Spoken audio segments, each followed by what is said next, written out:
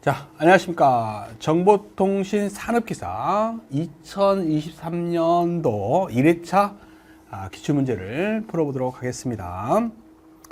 자, 1회차 문제는 평범한 시험 문제라고 보여집니다. 물론 이제 좀 어려운 문제가 한두 문제 섞여 있습니다만 전체적으로 합격하기에는 큰 무리가 없던 회차의 문제였다, 이렇게 말씀드릴 수 있겠어요. 자, 첫 번째 문제부터 풀어보도록 하죠. 6점짜리 문제죠. 수신장치의 데이터 처리 능력을 초과하지 않도록 데이터의 전송의 양을 조절하기 위한 흐름 제어 방식, 핵심어죠. 흐름 제어 방식 두 가지를 써라 그랬어요.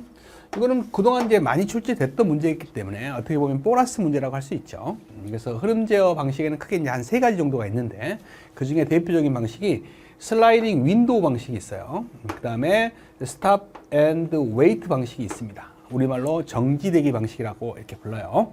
그래서 이 두 가지 방식을 쓰시면 될 것 같습니다. 이거는 뭐 과거에 많이 나왔던 문제니까 어려움이 없었을 거라고 보여집니다. 자, 2번 문제죠. 자, 다음 가로 안에 적합한 내용을 쓰시오라는 문제가 나왔네요. 이것도 6점 문제로서 과거에 나왔던 기출문제였기 때문에 큰 문제가 없었을 것 같아요. 제가 이제 애우는 방법도 알려드렸던 것 같아요, 이론 때. 자, 광섬유 투기의 전송 특성으로 광펄스의 파형이 전송되는 도중에 퍼지는 현상, 광이 퍼지는 현상을 우리가 이제 분산이다, 이렇게 말을 하는데, 현상으로 전송 대역을 제한하는 현상을 광분산 특성이라고 한다. 그 종류를 물어보고 있어요. 그래서 이제 애울 때 제가 이제 모자를 쓰고 있을 때 이게 뭐예요? 그러면 모자구요, 이렇게 외우라 했어요. 그래서 첫 자를 따서 모, 자, 구 이렇게 외우라 했습니다. 그래서 모는 모두 분산을 말하고, 자라고 외우라겠지만 이제 재료 분산이라고 했죠. 재료 분산. 네, 구조 분산이 됩니다. 그래서 순서가 모, 자, 구 이렇게 외우시라고 했는데 그 문제가 나온 것 같습니다. 3번 문제로 가죠. 이제 4점짜리 문제로, 이것도 이제 기초적인 문제예요. 여러분들이 많이 들어봤던 방화벽에 대한 문제입니다. 네트워크에서 보안을 1차적인 솔루션으로 내부 네트워크와 외부 네트워크 사이에서 차단 기능만으로 보안을 유지하는 장치가 뭐냐 그랬어요. 이게 이제 방화벽이죠. 방화벽. 기본적인 내용이었습니다. 3번 문제로 갑니다. 자, 이것도 이제 이론 시험에 많이 나왔던 문제예요. 수신기가 좋냐 나쁘냐를 평가하는 파라미터가 4가지가 있죠. 그 4가지가 시험 문제에 나왔습니다. 자, 정보통신 설비 중 수신기에 대한 종합 특성 측정에서 측정 가능한 항목의 종류에는 어떤 것이 있느냐. 이게 수신기가 좋으냐 나쁘냐를 평가하는 파라미터가 4가지가 있죠. 첫 번째가 감도예요. 미약한 신호의 수신 정도를 말하죠. 감도. 그 다음에 선택도죠. 이제 내가 원하는 희망파 외에 다른 신호를 분리해내는 정도를 우리가 선택도라고 그래요. 충실도죠. 내 본래의 음을 얼마만큼 정확하게 재생 가능하느냐의 정도를 우리가 충실도라고 그래요. 자, 안정도라고 하죠. 제가 이제 어떤 볼륨이라든지 어떤 화면 밝기라든지 이런 조정 장치를 손대지 않아도 현재의 출력이 얼마만큼 장시간 유지 가능하느냐의 정도를 안정도라고 해요. 그래서 이렇게 종류만 쓰라겠지만 뜻까지도 이렇게 알아두시면 소설용으로 출제가 됐을 때 우리가 적을 수 있겠죠. 4점짜리로 간단히 냈습니다. 자, 5번 문제예요. 자, 이 문제가 제가 좀 난이도가 있는 문제 같아요. 이게 뭐 어려운 문제는 아닌데 처음 접한 분들은 답을 골라내기가 좀 어렵죠. 그래서 이렇게 보기를 주고요.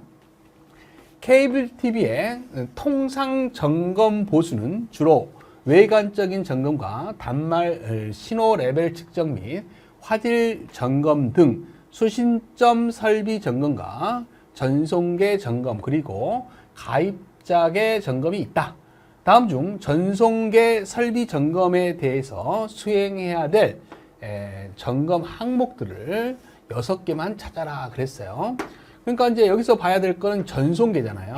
전송계 설비니까 수신계는 아니죠. 송신계도 아니고 전송계입니다. 전송계에서 수행해야 될 것들을 한번 찾아보시기 바랍니다. 예, 저도 이제 이게 어디서 어느 부분에서 출제된지를 아직 못 찾았어요. 그래서 저의 상식만으로 모본 답을 6개만 제가 골랐습니다. 물론 이제 이게 100% 맞을 수도 있고 안 맞을 수도 있어요. 그래서 이 문제는 여러분들이 좀 숙고해서 모범 답을 찾아서 공부하시기 바랍니다. 제가 이제 모범 답을 6개는 찾았지만 100% 확신이 없어요. 그래서 더 찾아보겠습니다만 여러분들이 더 찾아보시고 저도 확실히 찾아서 다음 교재 개발할 때 꼭 제대로 된 답을 기입하도록 하겠습니다. 자, 6번째 문제죠. 자, 10 베이스 t라고 적어졌어요.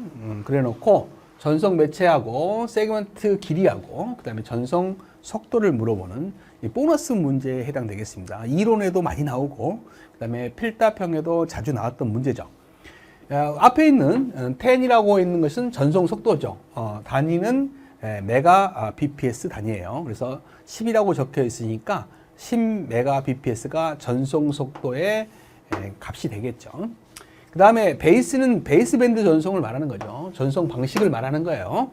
기저대역 전송 방식이다 이런 말이고 이건 물어보지 않았으니까 넘어가고요.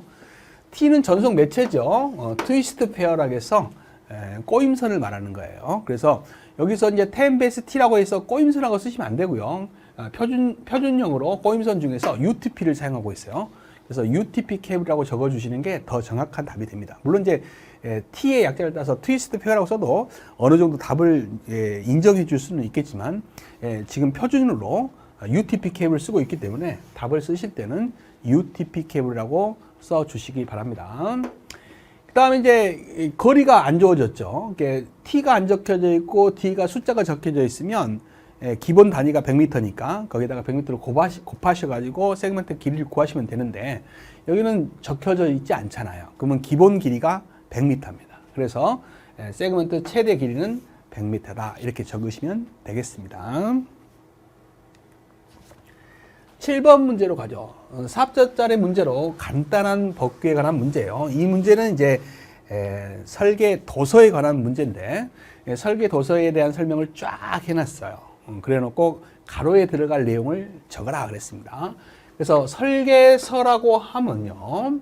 공사에 관한 계획서, 그 다음에 시방서, 그 다음에 공사비 내역서, 기술기산서 및 이와 관련된 일체의 서류를 말한다. 이게 전면적으로 설계 도서에 대한 설명이죠. 장난인데 설계 도서의 종류 중에 하나가 여기 빠져 있는 거죠. 이게 뭐가 들어가요? 설계 도면이 들어가야 돼요. 그리고 요즘은 이제 시방서라는 용어가 사라졌죠. 설계 설명서로 바뀌었어요. 근데 출제가 아직도 이렇게 되고 있습니다. 참고로 알아두시기 바랍니다. 자, 4점짜리 문제였고요. 자, 8번 문제로 가죠. 자, 다음 디지털 전송 코딩에 관한 문제예요. 이거는 뭐 상식적으로 이론 때 배우셨죠. 우리가 소스 코딩은 압축을 하는 과정이라고 했어요. 압축. 그 다음에 채널 코딩은 제어 정보를 덧붙여서 에러를 제어하는, 즉 에러를 수정하고 교정하는 이런 부분의 코딩을 말한다고 했습니다. 그래서 소스 코딩은 압축을 말하기 때문에 압축이란 말이 나와 있는 2번하고 연결을 해야 되고요. 그 다음에 채널 코딩은 제어 정보를 덧붙여서 에러를 검출하고 수정하는 역할을 하니까 에러 제어 또는 오류 제어란 말이 들어가야 되는 1번하고 연결을 해야겠죠. 그 다음에 라인 코딩은 우리가 이제 베이스밴드 전송에서 쓰는 코딩을 말해요. 우리가 전송 도중에 에러를 줄이기 위해서 에러 종류의 부호를 사용하게 되죠. 그런 부호를 사용하는 것을 라인 코딩이라고 합니다. 그래서 신호를 장거리 전송하기에 적합한 어떤 파형으로 변조하는 과정이다라는 것이 라인 코딩의 뜻이 됩니다. 그래서 이렇게 연결을 하면 가번은 2번하고 연결해야 되고 나번은 1번하고 연결해야 되고 다번은 3번하고 연결을 해야 된다라는 거죠. 자, 9번 문제로 가겠습니다. 전송 제어를 위한 HDLC, 자, 비트 방식의 프로토콜이죠. 이 비트 방식의 프로토콜의 프레임 구조를 적어라. 이거는 뭐 시험에 너무 많이 나왔어요. 시험 문제 중에서 가장 많이 나오는 문제 중에 하나일 겁니다. 그래서 HDLC의 프로토콜은요, 맨 앞 뒤에 프레임의 시작과 끝을 나타내는 기호가 있어요. 이걸 프레그 비트라고 하죠. 8비트로 되어 있어요. 양쪽에 0이 있고 1이 6개 들어있죠. 이게 이제 기호예요. 그래서 이것이 프레임이 시작됐다라는 기호고 프레임이 끝났다라는 기호죠. 그 사이에 어제 대시가 들어간다 했죠. 외우는 방법 알려드렸죠. 어드레스, 주소부죠. 제어부죠. 컨트롤부라 그러죠. 제어부. 데이터부죠. 데이터부가 들어갑니다. C는 우리가 FCS인데요. 여기에 C가 들어있기도 하지만 우리가 프레임 체크 시퀀스의 약자가 FCS예요. 그때 쓰는 코드가 CRC 코드를 씁니다. 16비트짜리를 사용한다는 거 알아두시기 바랍니다. 그래서 다른 데는 다 8비트씩인데 여기만 16비트가 되는 거예요. 물론 이제 정보 비트는 몇 비트인지 모르죠. 그러니까 N개의 비트다 이렇게 설명을 해 놓은 겁니다. 그래서 나머지는 다 8비트씩 들어가는데 여기만 16비트를 사용한다는 거 알아두시기 바랍니다. 그래서 순서 적어 놓으시고 특징 이렇게 한 줄만 좀 적어 놓으시면 충분한 답이 될 것 같아요. 그 다음에 프레그 비트는 양쪽에 0이 있고 1이 6개가 나오는 것을 쓴다. 꼭 알아두시기 바랍니다. 뭐 자세한 설명은 밑에다가 저희가 교재에다 넣어놨어요. 자, 10번 문제로 가죠. 자, OSI 계층, 7계층 프로토콜과 코딩, 허프만 코딩에 대한 문제다. 물음에 답하시오. 그랬어요. OSI 7계층 참조 모델에서 자, 코드 변환, 압축, 암호화 이런 걸 수행하는 계층이 뭐냐? 표현 계층이죠. 이런 계층마다의 주요 뜻은 알고 계셔야 돼요. 기능은 아셔야 됩니다. 그 다음에 허프만 코드에 대한 설명을 간단히 해라 그랬죠. 그래서 간단하게 제가 설명을 한 거예요. 데이터 문자의 등장 빈도수에 따라서 다른 길이의 부하를 사용하는 알고리즘을 허프만 코드라고 합니다. 뭐 다르게 정의하셔도 제대로만 정의하시면 맞겠죠. 그래서 여러분들이 모범 답을 따로 정리하셔가지고 정확히 외워주시기 바랍니다. 자, 8점짜리 문제였고요. 자, 11번 문제로 가죠. 이거는 이제 많이 나왔던 문제죠. 출제 빈도가 아주 높은 문제였어요. 자, 정보통신 시스템 유지보수에서 사용되는 용어다. 각 용어의 뜻을 쓰고 설명하라. 6점짜리입니다. 보너스 문제가 되겠습니다. MTTR에 대해서 나왔고요. 그 다음에 MTBF에 대해서 나왔죠. mean time to repair 이렇게 약자죠. mean은 평균이고 time은 시간이잖아요. 평균 시간이죠. to repair 수리 시간을 말해요. 평균 수리 시간이라고 하죠. 그래서 정의를 적고 설명을 했으니까 평균 수리 시간 이렇게 정의를 적고요. 뜻을 설명을 하겠으니까 시스템을 정상 운영 상태로 되돌려놓기 위한 시스템에 자동 복구되는 평균 시간을 말한다. 이렇게 쓰시면 되는 거고요. MTBF는 mean time between failure죠. 이 failure는 뭐예요? 고장 났다는 뜻 아니겠습니까? 그래서 이거는 평균 고장 간격이에요. 이 그림으로 설명을 하시면 알죠. 이 고장이 어떤 시스템이 고장이 났던 시기고요. 수리가 이루어져 가지고 이제 정상 가동을 하다가 다시 고장이 일어났다 이런 말이에요. 그래서 고장이 난 시점에서 다음 고장이 일어나는 시점까지를 MTBF라고 그래요. 그래서 평균 고장 간격이다 이렇게 말하고요. 고장이 났을 때 이제 다 수리가 끝난 이때의 시간까지를 MTTR이라고 한다 이 말이죠. mean time to repair. 그래서 평균 수리 시간이다 이렇게 말을 해요. 그래서 MTBF를 설명해라 그러면 고장부터 다음 고장이 날 때까지의 평균 시간을 말합니다. 이거 말고도 이제 영어가 두 가지가 이제 빠져 있는 거죠. 이거 두 가지만 설명을 하겠으니까 이거 두 가지만 뜻을 적고 설명하시면 되는 거고요.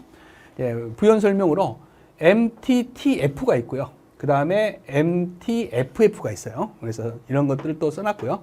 그 다음에 이제 시험에 잘 나오는 게 가용성을 구해라 할 때 이 공식을 이용해서 구하는 문제가 아주 잘 나오고 있어요. 그래서 이런 것들은 해설에다 달아놨으니까 따로 공부를 꼭 해주시기 바랍니다. 자, 12번입니다. 자, 베이스밴드 전송 방식, 일명 기저대역 전송 방식이라고 하죠. 당극 란 리턴 제로 부호하고 뭐하고 복국이면서 리턴 제로 방식 부호 방식하고 두 개를 비교해 봐라 이 말이죠. 그랬을 때 복국 리턴 제로 방식의 장점 세 가지만 써라 그랬어요. 하나씩 비교해 보시면 돼요. 자, 당극하고 복국하고 비교해 보시면 당극보다는 복국이 에라 가능성이 적죠. 신호 레벨이 변동할 때 당극보다는 복국이 훨씬 유리합니다. 그래서 신호 레벨 변동에 강하다라는 거 하나 알아두시고요. 그 다음에 이제 리턴 제로와 난 리턴 제로, 난 리턴 제로와 뒤에 나오는 요 리턴 제로. 이게 항상 0으로 돌아오는 거하고 0으로 돌아오지 않는 방식이죠. 항상 0으로 돌아오는 방식이 왔다 갔다 많이 하죠. 즉 단점으로는 대역폭 소모가 많겠죠. 주파수가 높으니까. 그러나 동기 신호가 많아서요. 동기 정보를 추출하기가 편하죠. 그래서 에라 가능성이 줄어들어요. 그래서 동기화 능력이 우수하다는 거하고 왔다 갔다 많이 하니까 DC 성분이 생기지 않죠. 그래서 DC 성분이 제거된다는 거. 이걸 따로 쓰셔도 돼요.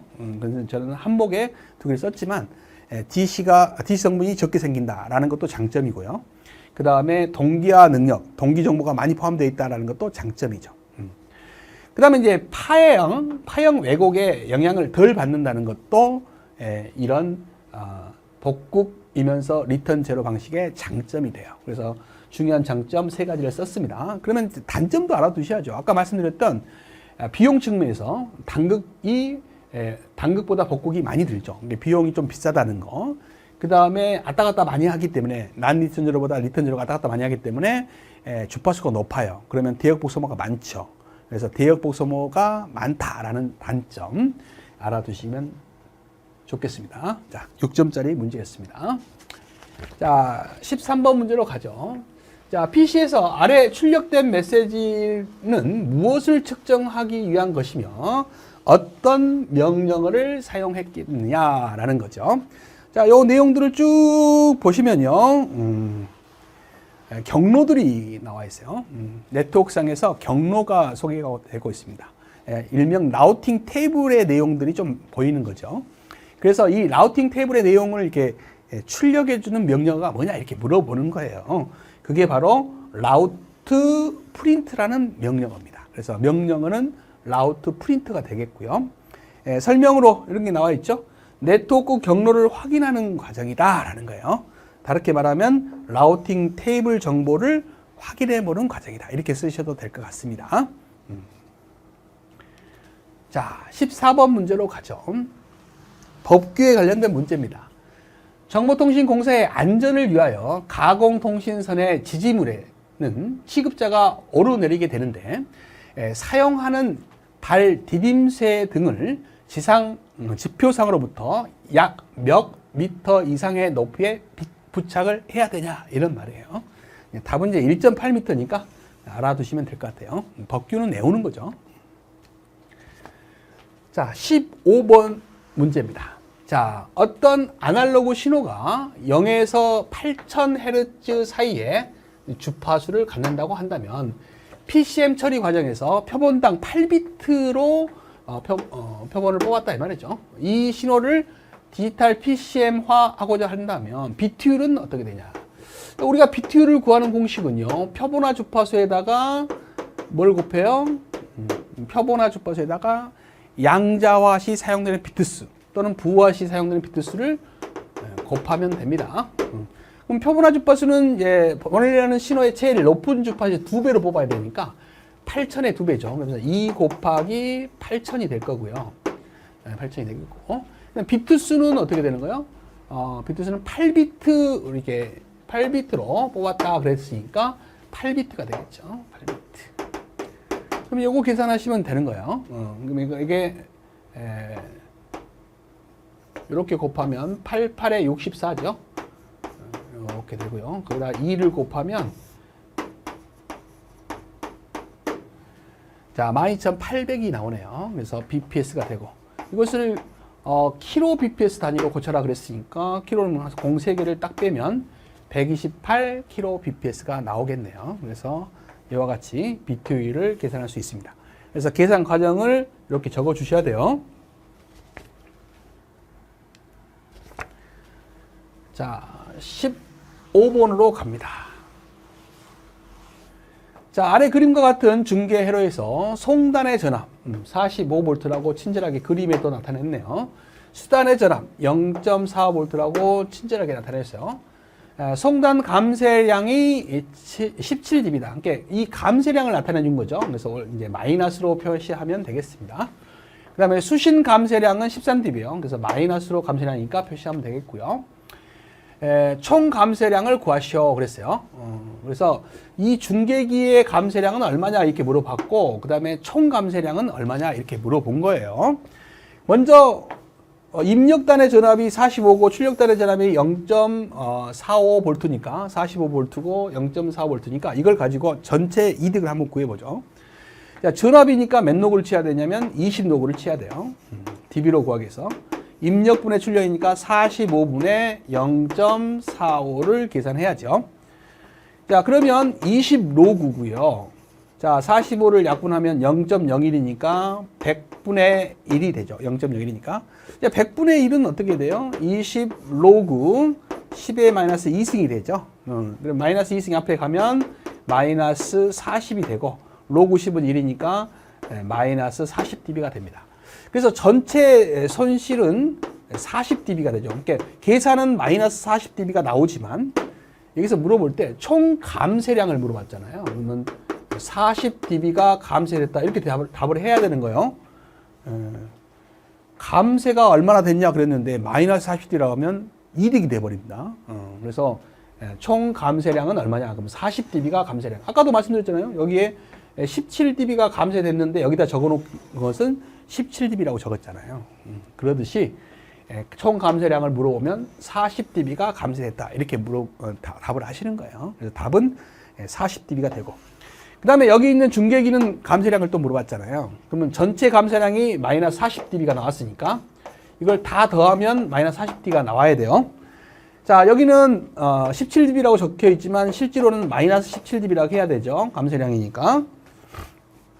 그 다음에 여기는 중계기죠. 중계기는 몰라요. 계산을 해야 되는 거죠. 수단의 감쇄량은 또 여기도 마이너스 13dB죠. 감쇄량이 했으니까. 그러면 요것이 이제 딱 떨어져야 돼. 맞아 떨어져야 된다 이 말이죠. 그러면 요 두 개를 더하면 30이니까 넘기면 30을 더하면 마이너스 10이 나오죠. 그래서 요 중계기의 감쇄량이 요 마이너스 10dB가 돼야만 답이 맞아 떨어지는 거 아니겠어요? 그래서 중계기는 이득으로 물어봤다면 마이너스 10dB라고 해야 되고, 감쇄량을 물어봤으니까 10dB라고 답을 하셔야 돼요. 그래서 마찬가지 답은 계산 과정은 마이너스 10dB라고 계산하시고요. 답을 적을 때는 10dB라고 적으셔야 돼요. 왜냐하면 중계기의 감쇄량은 얼마냐 이렇게 물어봤으니까 10dB다 이렇게 답을 하시는 겁니다. 그러니까 이런 것들이 처음 시험 준비를 하시는 분들은 굉장히 난해하죠. 다 구하고도 틀릴 수가 있는 이런 경우가 생깁니다. 자, 17번 문제로 갑니다. 자, 데이터 전송 해선에 변조 속도가 주어졌어요. 변조 속도의 단위는 보라는 단위를 쓰죠. 변조 속도, 변조 속도 또는 보호 속도 또는 심볼 속도 이렇게 부르는 거예요. 사위상 변복조기를 사용했다. 위상 변화를 4개를 썼다라는 것은 m이 4라는 소리예요.